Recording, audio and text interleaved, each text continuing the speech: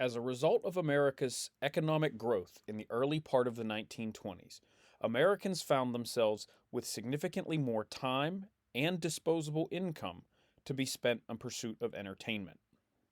As a result of the increased job opportunities, higher wages, and shorter workday that came with the early part of the 1920s, Americans were able to use their free time to patronize artists, musicians, sporting events, and other forms of entertainment that began to develop throughout the United States. As a result of the size and scope of this development entertainment, the late 1920s came to be known as the Roaring Twenties because of the amount of change and growth that America saw. One of the first ways that American culture began to change in the early 1920s was through the development of fads. Fads were unique activities or trends that were occurring that became popular throughout the American population. An example of one fad is the idea of flagpole sitting, in which men and women would climb to the top of a flagpole and sit there while performing basic day to day acts. Men and women were frequently found eating, sleeping, and bathing while sitting on top of flagpoles throughout the United States. In one example, Alvin Shipwreck Kelly, who got his name from surviving the sinking of the Titanic, sat on a flagpole and set the world record in 1924 of 13 hours and 13 minutes. Over the next several years, people began to challenge his record and ultimately broke it, forcing Shipwreck Kelly to attempt to reclaim his record, which he did by sitting on top of a flagpole for 49 days straight in 1929. This trend became popular based on the idea of breaking the record and becoming a public attraction throughout the United States.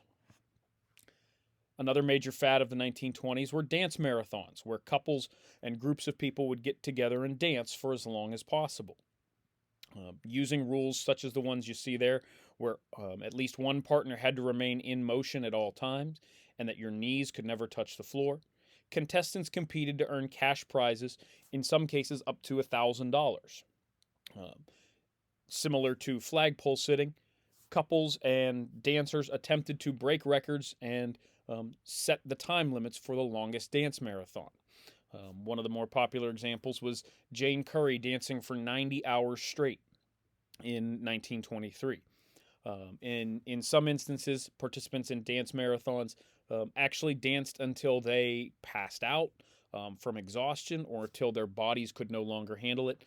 And there were a few instances where people had medical emergencies or died in the process of competing in a dance marathon. So while these fads were popular, there was also an element of danger to them based on the physical stress that people were putting on themselves while attempting to accomplish these tasks.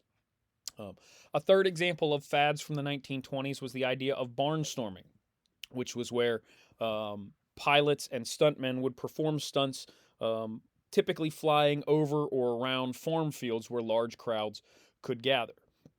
Examples of these performances were people walking on the wings of an airplane or performing some sort of act, as you see in the picture of the two men playing tennis while flying on an airplane.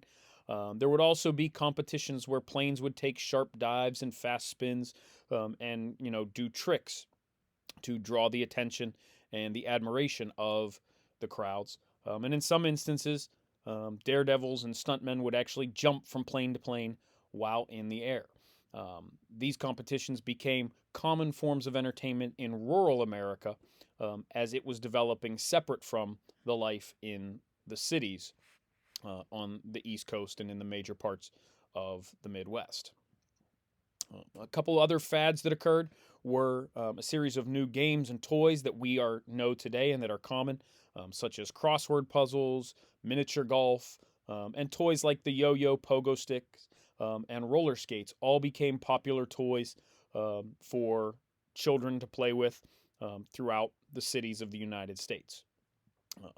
Fashion was another major fad in the 1920s as Americans began to challenge the status quo and the traditional ways of dress throughout the country and attempt to come up with new fashion styles and new styles of dress.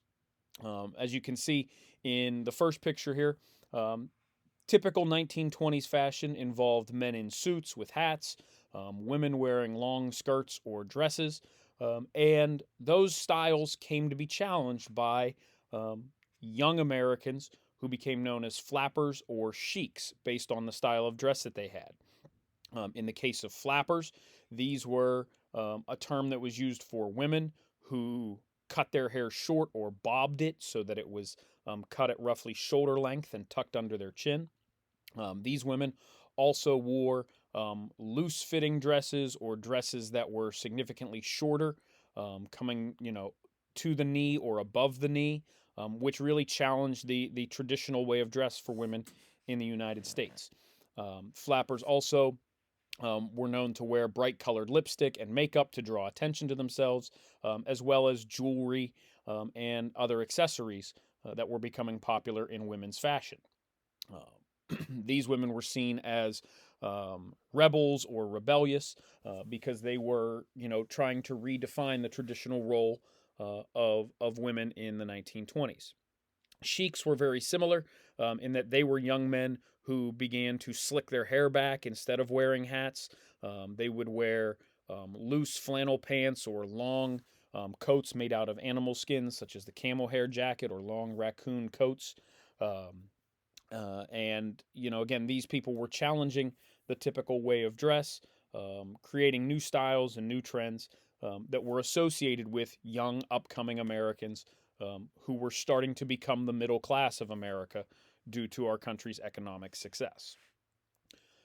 The final fad that developed during the 1920s was the idea of slang, which is where young Americans, typically in the age of 14 to 30, again, people who were starting to go out on their own and find jobs and participate in the new American economy, would use new terms for typical actions or common items that people knew.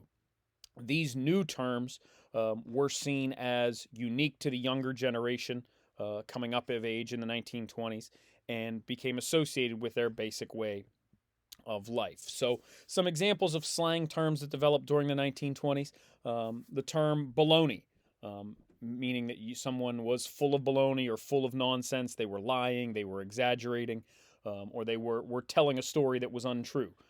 You'd use baloney to describe them. The term beat it, meaning to get lost or to go away, developed as a common term.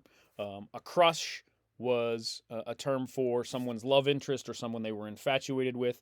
As you see there, she has a crush on him, became a popular term, or he has a crush on her, became a popular term.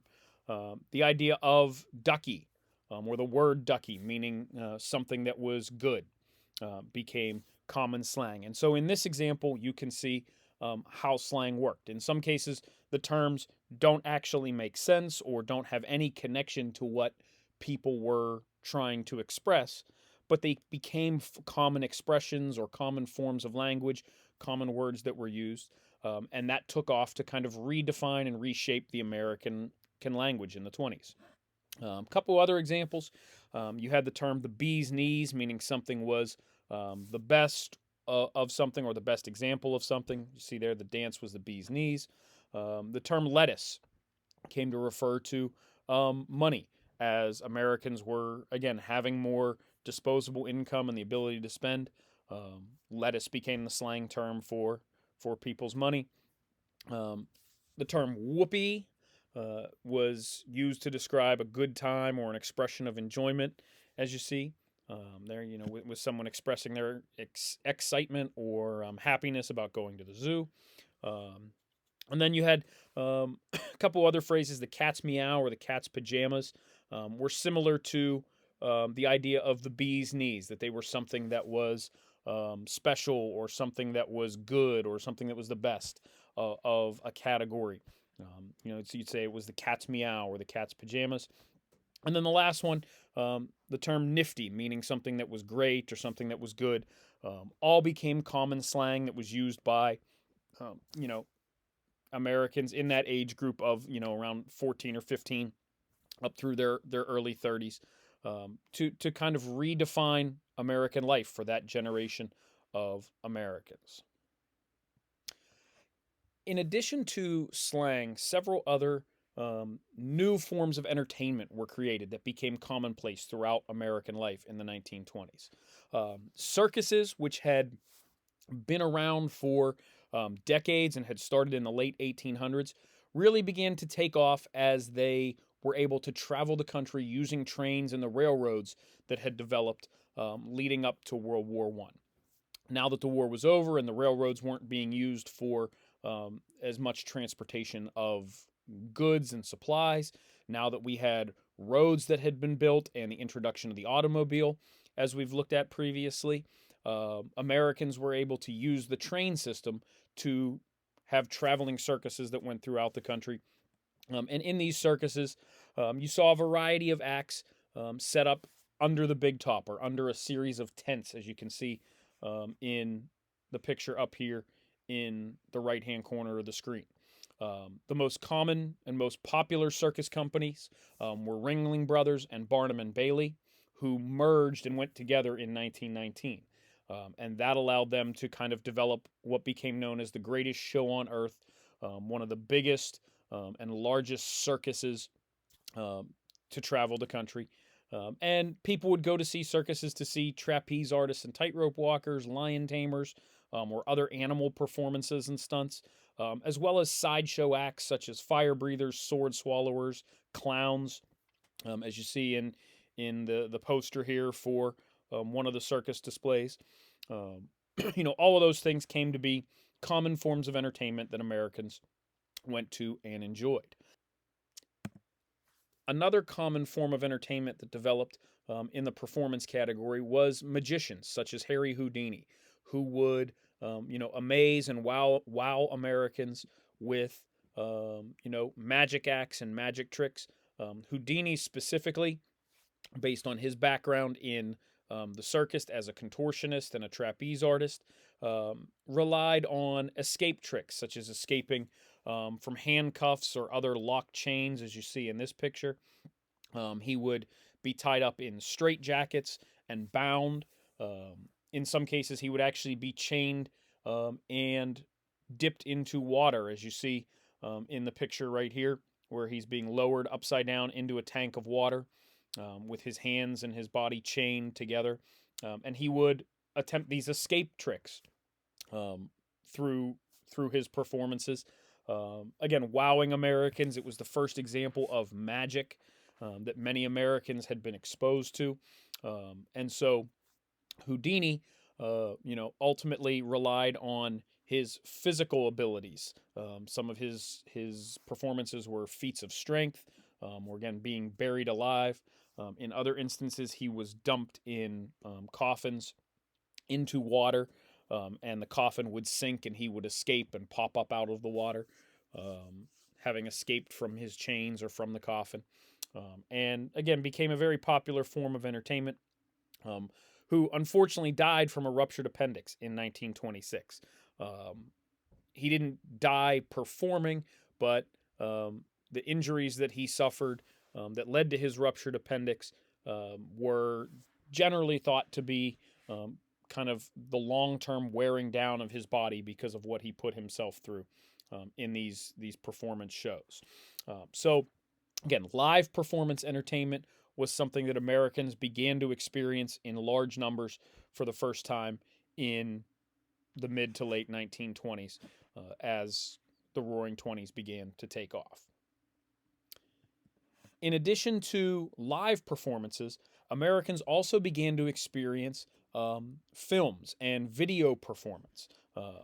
As technology developed, Americans were first to exposed to what we call Nickelodeons, which were 5-cent movies. The idea of a nickel was where the name came from, that you would pay 5 cents and you would get to see a movie. And movie is in quotations there because it wasn't a movie like we think of today. Nickelodeons were moving picture shows where there was no sound, and the film was made by looping together a series of still photographs over a period of time. So, two important actors rose to prominence in Nickelodeon's. The first was Charlie Chaplin, who you see here in the derby hat with the mustache. He became a very popular silent film actor or mime based on his act, and was really the first movie star in American history. Clara Bow became known as the It Girl, and was a former fashion model who became a silent movie star and really became kind of the leading image of the flapper, that young woman who was, challenging status quo, was finding her role in the new American economy and the new American way of life. And Clara Bow and her style was often copied by other flappers and became part of the new fashion trends that we talked about. So um, as the 20s went on, these Nickelodeons began to be replaced with actual movies. And that led to the development of theaters and that business throughout the United States, where bright lights and luxury seating and lounges and social activities became part of going to see a movie. Artwork would be displayed throughout theaters so that artists could have their work purchased and become part of the theater experience. The theaters that showed actual movies came to be known as dream palaces, because this was just such a new technology and a new form of entertainment that it was like people were dreaming. They never realized that what something we find as simple as going to a movie today could be something they could afford and do on a relatively regular basis. So theaters developed, and that just opened the floodgates for movies and other forms of entertainment. Eventually, by the late 1920s, we began to see what were called talkies, which were actual movies with recorded sound and dialogue that were able to be made starting in 1926. And that led to the development of movie companies. Paramount and Warner Brothers, that we still have today, got their start in the 1920s. And just one example of kind of how these films took off. In 1927, one of the first movies to actually have dialogue between characters and audio that came with the video was The Jazz Singer, and it went on to gross over $3.5 million because so many people wanted to go see that film. The film itself became fairly controversial, as you can kind of see in the playbill here, or in the poster. The main star of the film was a guy named Al Jolson, who was an actor, and he put on blackface, where he pretended to be an African American and a jazz performer, as that style of music was becoming popular. At the time, this wasn't seen as a big deal, but as the 20s progressed and as American society went on, the idea of blackface became a controversial thing, and Al Jolson got a lot of criticism for that portrayal of a black American instead of actually casting a black actor. So, all those things were part of the development of film. And, to kind of bring it to a head, in the late 1920s, Walt Disney, who was famous for, Disney World and Disneyland, became the first major cartoonist. He premiered the film Alice in Wonderland in 1924. And in 1928, he released another short film.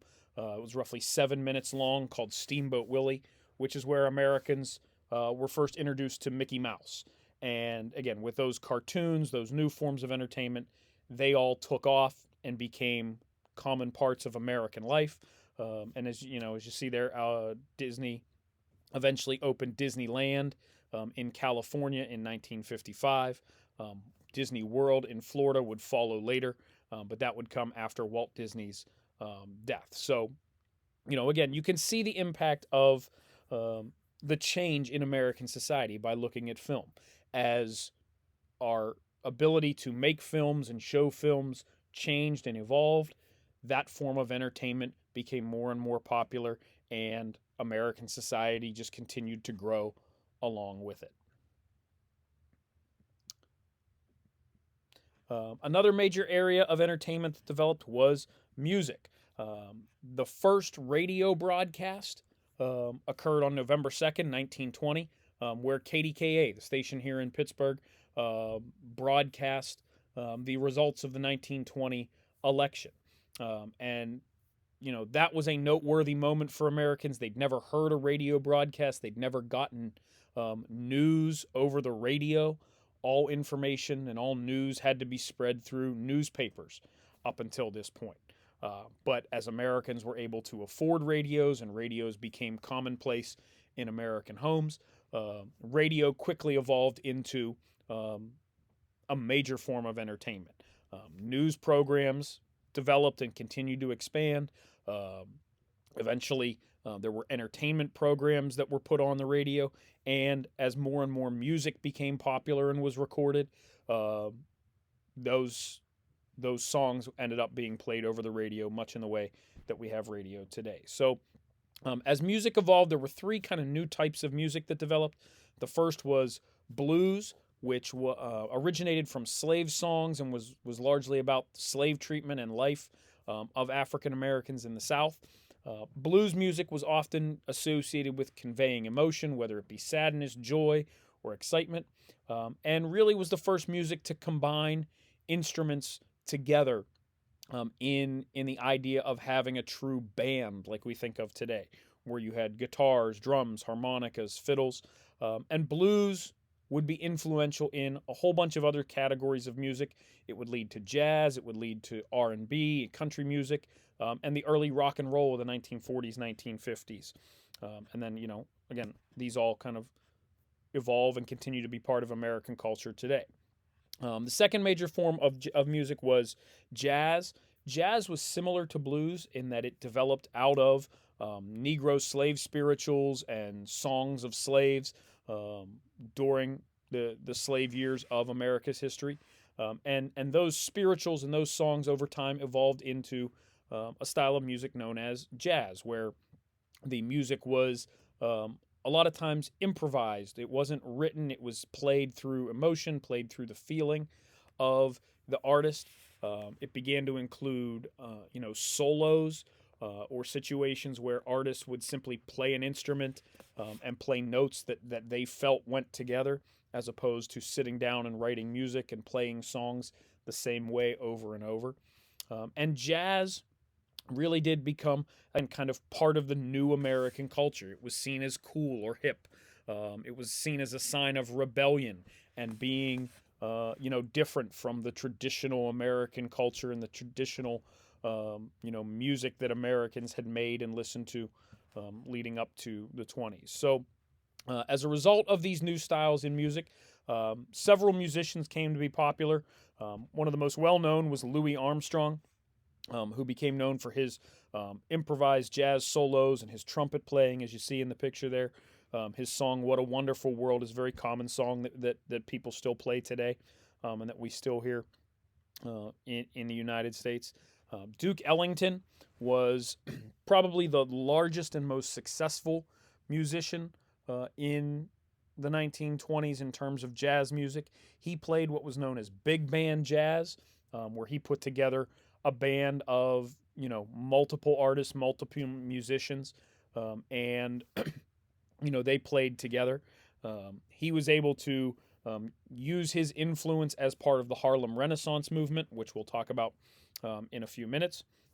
And he also used his success and his financial resources to found a nightclub called the Cotton Club, where other jazz musicians could come and play, other African American artists could come and play, and get exposed to potentially being able to make a living in music.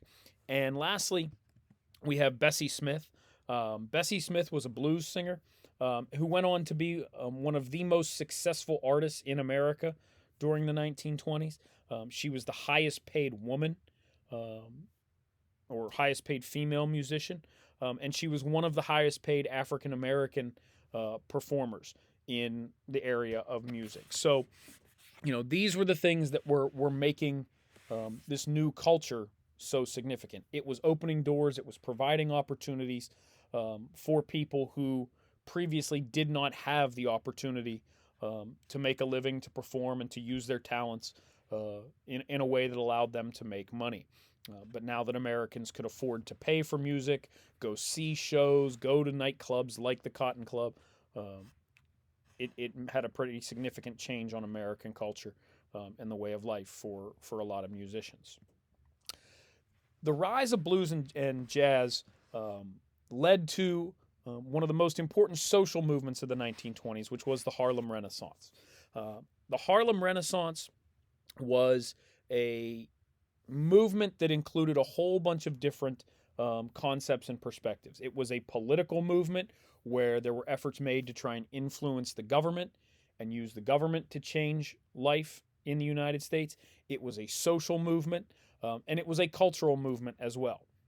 The Harlem Renaissance largely started because of a series of events known as the Great Migration, where over 500,000 African Americans left the southern United States to try and find jobs and support their families in the developing cities of the northern United States, or to escape the racism and the discrimination that was going on as a result of the Jim Crow laws and the segregation going on in the southern part of the United States.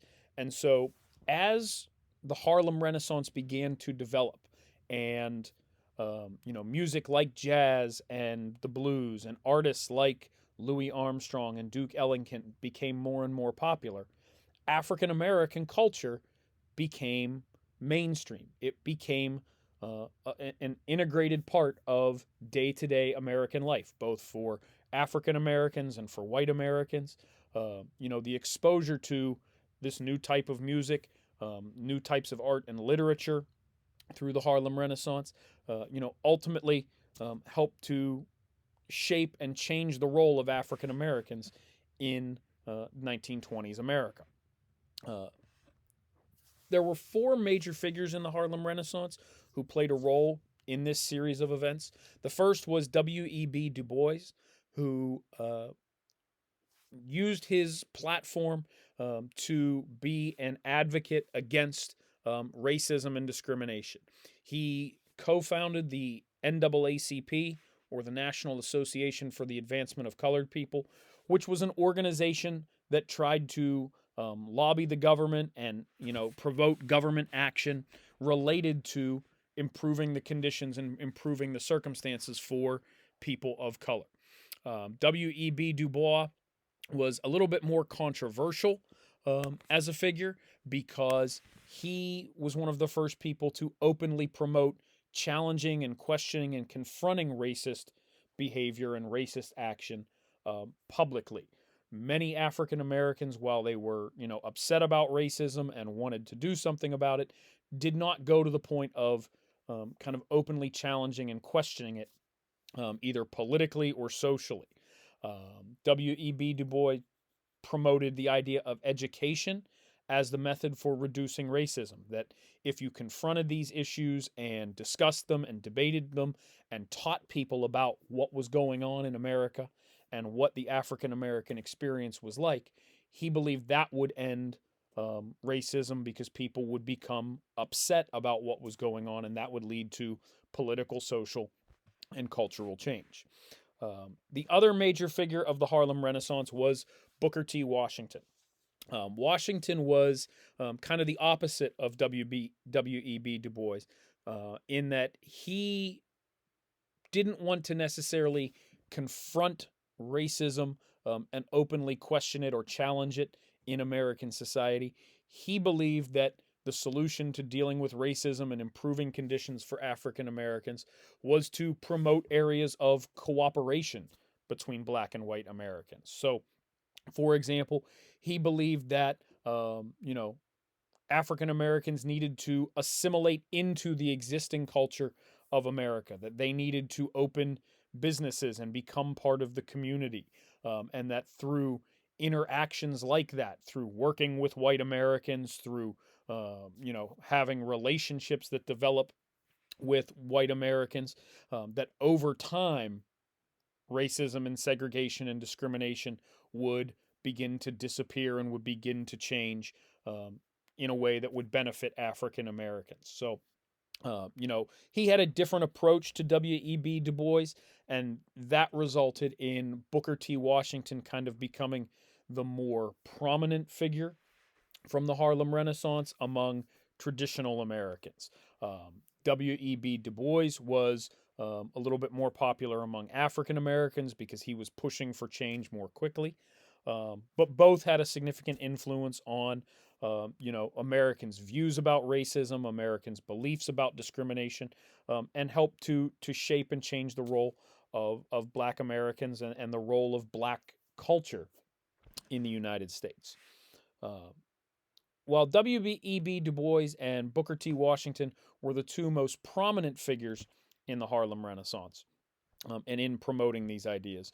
There were two other figures who became important. The first was Marcus Garvey, who began what became known as the Black Nationalist Movement or the Back to Africa movement, in which he promoted the idea of really having African Americans focus on their African heritage, their African culture, and working to support each other over white businesses in America. And so his ideas became a little bit controversial because, while he was saying that African Americans needed to help themselves if no one else was going to, people saw his message as one that created division, that was, racist or discriminatory towards white Americans. And he was not as popular as people like W.E.B. Du Bois, or Booker T. Washington. So, it's just another approach to, addressing the issues of African Americans that became part of this idea of the Harlem Renaissance and, the changes that were going on for African Americans. The fourth major figure of the Harlem Renaissance was an author and a poet known as Langston Hughes. Langston Hughes wrote a series of stories and poems and plays that targeted Black audiences, but that became popular among many white Americans and people who were trying to promote the ideas of the Harlem Renaissance. Um, Hughes was known for writing what were considered to be honest stories about the African American experience and culture, where he kind of exposed some of the double standards and the different forms of treatment that African Americans got in different situations or scenarios. One of his best examples was a short poem called I Too Am America, which kind of looked at the situation of African Americans as second class citizens and, kind of exposed how they were treated differently in different scenarios. Focusing on the idea that, when Hughes went to dinner, if he was with a group of Black Americans, he was treated one way versus if he was with a group of white Americans, or if he was involved in a group activity, a group meeting, that when he met with white Americans who were familiar with him, who knew him, he was treated one way. But when he was, in groups with people who didn't necessarily know him or were new to him, he was treated differently by the same people. So his stories and plays and poems became very popular symbols of the African American struggle, the African American experience, as that group of Americans worked to find their place in the new developing society of 1920s America. The final major part of American life that took off during the 1920s was the development of sporting activities and sporting competitions as a form of entertainment. The most well-known example of the 1920s was the growth of baseball, as baseball came to be known as America's game or America's pastime, the sport that was most associated with American culture. Through a series of the first World Series games, which involved the New York Yankees, the New York Giants, and the Pittsburgh Pirates, baseball was really put on the map as a part of American culture. Babe Ruth, probably the most famous, most well-known baseball player in the history of the game, became popular because of his ability to hit home runs, and amaze Americans with the power in his bat and in his swing. He got the nickname Sultan of SWAT for his ability to hit home runs. And he captivated people by displaying that. He would go on to hit 60 home runs in 1927 and set a record that wouldn't be broken until 1961 by Roger Maris. So for the better part of 35 years, Babe Ruth was recognized as the best baseball player, as the best hitter in the game, and became a popular cultural icon and cultural figure associated with American baseball. Uh, while Ruth was successful in traditional baseball, there were another number of other athletes who were forced to play in the Negro Leagues. The Negro Leagues were segregated baseball leagues for African Americans that were found all throughout the East Coast cities of Pittsburgh, Philadelphia, Detroit, Baltimore, Cleveland, Washington, D.C., and New York. Due to segregation being legal in the United States, black players were not allowed to play with white players, and so they had to have their own leagues.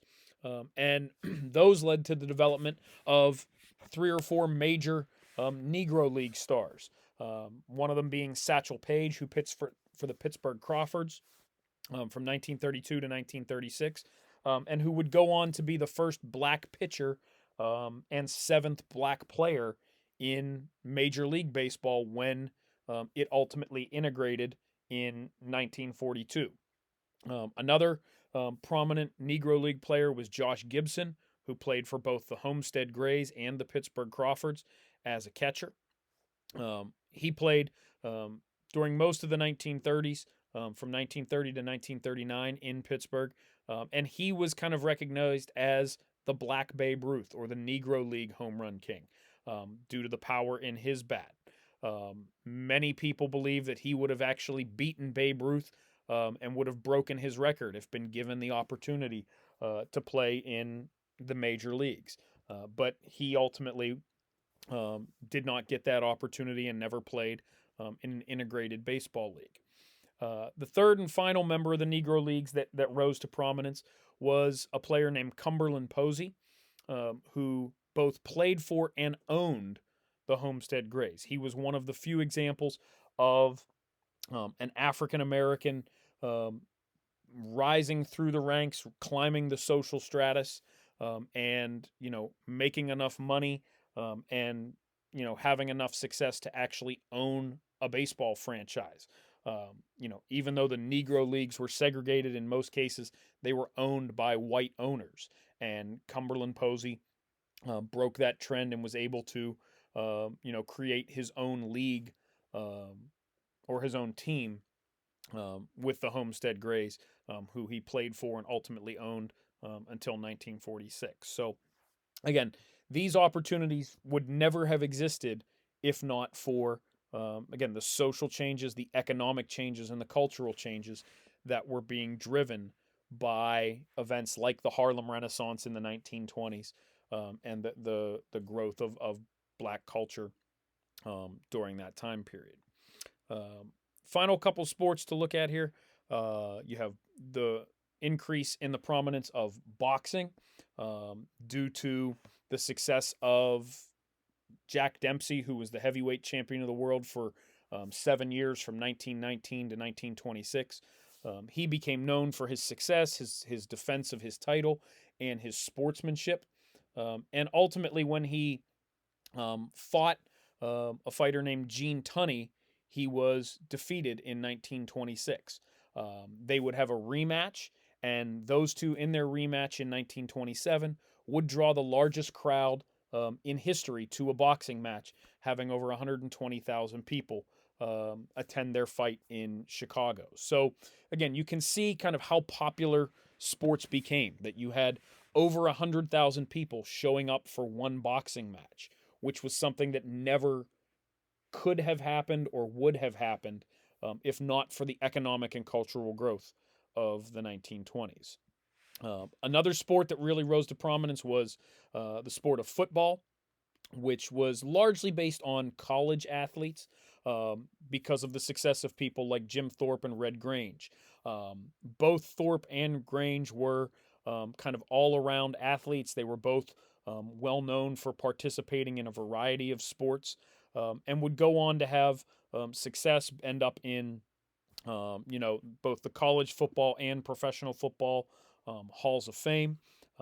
Jim Thorpe would go on to be an Olympic decathlete, participating in track and field and other activities, and really again kind of became a symbol of the 20s, symbol of American success, and part of that Roaring 20s culture.